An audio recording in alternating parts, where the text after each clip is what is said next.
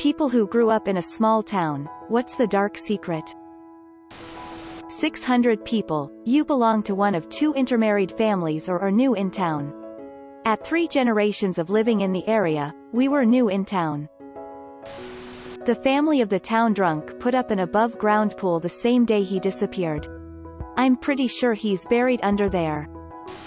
Our town budget is funded almost entirely through speeding tickets. Our budget for 2020 was $866,000. Our police department took up $456,000 of that. Last year officers wrote $765,000 worth of speeding tickets. We have a population of approximately 2,000 people. Someone I grew up with all through grade school turned out to be a pedophile, had massive amounts of it and distributed it. He later had a kid with his girlfriend solely to use. Used to play with him on the playground, he seemed so normal. Literally everyone is related because of how incestuous my family was from 50 years ago to today. I'm the only one who hasn't had a kid with a cousin. The guy who used to sell me coke at a local bar 20-some years ago is running for mayor. He's probably gonna win, too. The KKK's Indiana Grand Dragon, Richard Loy, lived in my hometown. He is also the son of international imperial wizard, Railton Loy. His son rode my bus for like 2 weeks. His dad would stand in front of their house with no shirt on and a revolver on his belt with him until the bus came. Then one day they either moved or he dropped out of school or something because he stopped showing up and I never saw him again. My hometown had a small museum for a few years centered around the history of the town. There was a quilt with squares for a bunch of local families and organizations, including the KKK. Recently, my dad found an old pamphlet on the history of the town in a box of my grandparents' old belongings. It also mentioned the local KKK group. I recognized some of the family names that were involved. They still live in town today. Not sure if the KKK is still going in my town, but there's definitely still a lot of racism there. Aside from that, it used to be known for meth. We had a meth lab busted a few blocks away from my house when I was a teenager. Also, in the 80s I guess the wrestling team and cheerleading squad at my high school were sleeping around with each other and a bunch of them got chlamydia. Our school was known as Chlamydia High for a while. Kids from other schools would hold up signs at sports games that said, "Take your STDs and go home." That's the story my health teacher told. Anyway. Edit. Oh, and the vice principal of my high school got arrested for participating in a child porn ring. There's an old deserted runway used by drug smugglers in Florida with $15 million buried there. Not dark but nobody knows where it is, just the general location. It was last used in the 70s and only came to light in the last decade. There was money buried there, probably isn't but who knows. Where should I start? The vice principal of the elementary school caught for soliciting nudes from students. In the 80s an Amish guy was brutally murdered and buried and it was unsolved for a bit but no one talks about it. Some doctor murdered his wife and, no shit, a 9-year-old little girl who wants to be a journalist covered the story hours before any professional journalist reporter knew about it. It's very classist here. You can get away with almost anything if you or your family donate enough to the community or are respected. So cases of sexual harassment, rape, hit and runs have been swept under the rug. The state high school principal of the year resigned due to having an affair with several women including the school nurse. He broke up several marriages. If they're under 45, dead, and hadn't had a church bake sale fundraiser for their family before they passed? It was an OD on fentanyl that got them. I had Narcan in my bag starting in high school, and I'm in my 30s now. My town wasn't that small, but my temple was, and everyone knew each other. When I was in high school, the cantor, who was easily in his mid-60s, was sleeping with the choir director and she got pregnant. He was married with 2 adult children already. I know the cantor and his wife eventually got divorced. Choir director had the baby, and he ended up retiring at some point. Nothing like becoming a dad in your 60s. Back in 1918 a tornado wiped out a church and the headstones from the cemetery out back.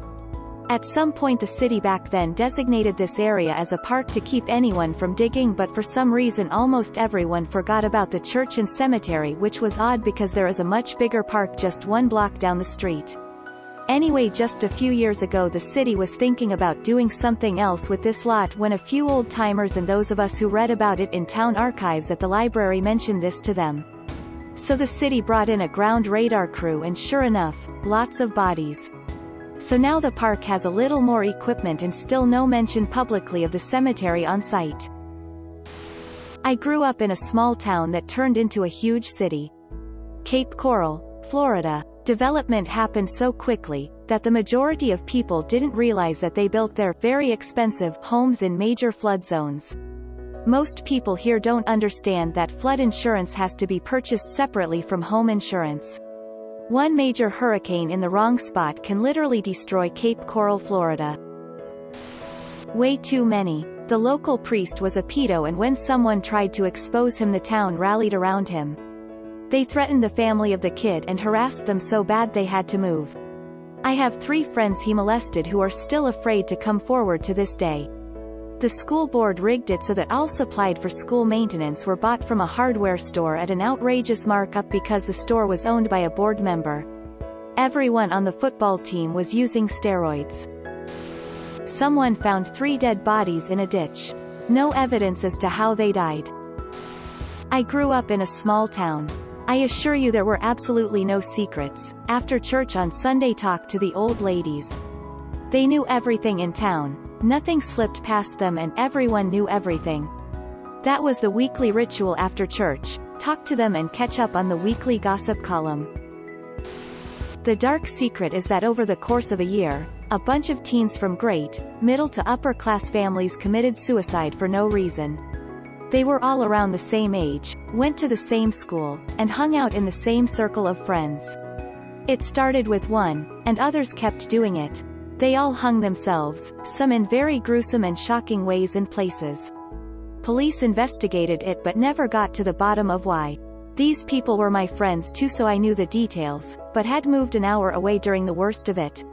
I'm glad I moved away. Something was wrong with that whole community at the time. There are tunnels under the old library and they rarely let people in there. IDK, what's up with that? That same library has a room that you have to have a special card to enter, and it's filled with documents and blueprints for the whole city. It's pretty cool, and very few people know about it. I'm not sure if this is considered dark, but I thought it was cool enough to share. Dark but not a secret, local kid accidentally killed his good friend while screwing around with a firearm and held the police at bay for 10 hours before committing suicide. Woman on the town council, ultra rich, recently had a party where they had prostitutes engage in devious activities with goats. The Kushners used eminent domain to evict people from their multi-generational homes. Then created Pear Village. There were many Chinese immigrants in my town since its foundation, and they created an underground city, connected through tunnels below many businesses owned by them. They trafficked alcohol and other stuff until a big fire happened in the underground city, and that's how the secret came out. Unfortunately, many died. Now anyone can visit the underground city, but only certain areas because you can get lost. I went to a private school until 7th grade, when I moved to public middle school, and the headmaster of that private school was a bad dude. Teachers were doing drugs in the restroom, and one of my family members that worked there found out and spoke up. They were put on suspension for slander and later fired. Another teacher had been with my family member to see the drugs, but because they didn't have their license to teach, they wouldn't speak up when it went public in fear of losing their job. The headmaster's children were druggies doing heroin, coke, and one eventually ran someone over and killed them on accident. When I was in grade school, a biracial couple bought a house in town. Within a month, a message was left on their yard and painted on their garage. They moved shortly thereafter. The town was relatively diverse last time I was there, but the undercurrents of segregation still exist. This was 40+ years ago. At a local park there is a legend that a man in a monkey mask parkours around the park and runs from kids. That was my older brother, and I'm looking forward to carry on his legend. There is a mountain made out of rubbish that seems to be the go-to spot to commit suicide. There have been a lot. Another one, a 2-year-old boy was raped and tortured by the mom's boyfriend and then he dropped a car engine on the little boy which killed him. Disgusting man and his son cornered a mentally and physically disabled young woman in the service station toilet and raped her repeatedly.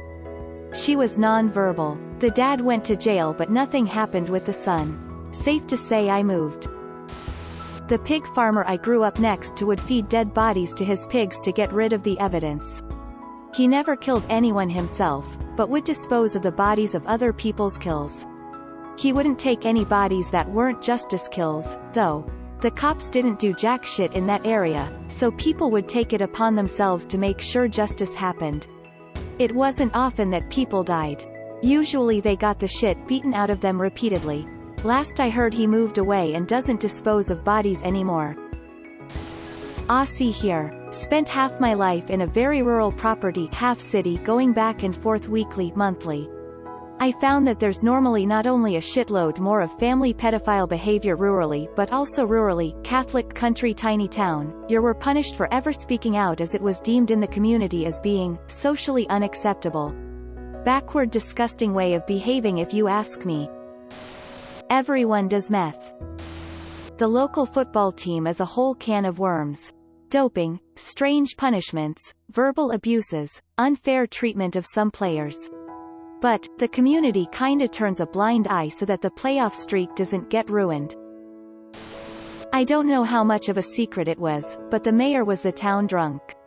I'd heard someone joke that all it took to join the local police was the ability to hold up a drunk mayor, but thought it was just that, a joke. A couple years later, I went to a high school game, and watched 2 officers carry a man between them that was so drunk, he was passed out, drooling all over himself. I asked one of my friends who was that, and they said that was the mayor.